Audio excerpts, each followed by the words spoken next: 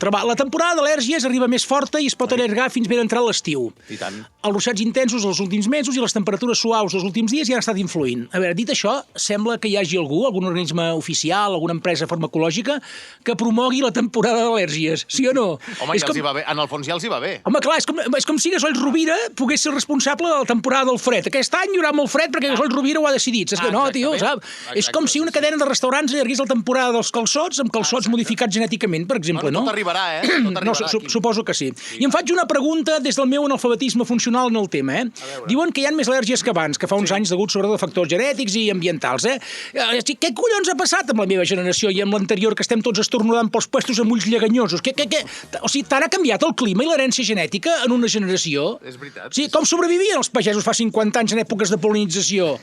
Qui collons ens ha enverinat? Què ha passat aquí? Què ha passat? Són les wifis, saps? Jo què sé.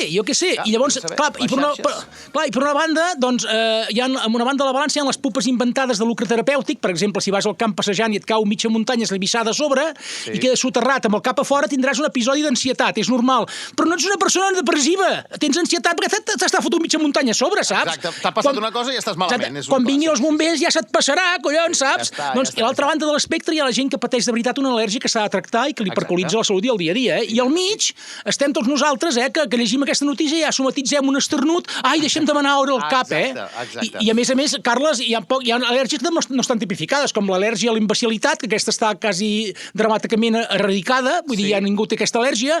Al·lèrgia a la bona educació, que aquesta està desbocada, Al·lèrgia a llevar-se d'hora, que també està molt estesa, I al·lèrgia a no esmorzar perquè estic en directe a la ràdio. Això et deixo, que tinc un xoc anafilàctic. Dios. Adéu, Quim Vila, que vagi bé, que tinguis un gran dia. Adiós.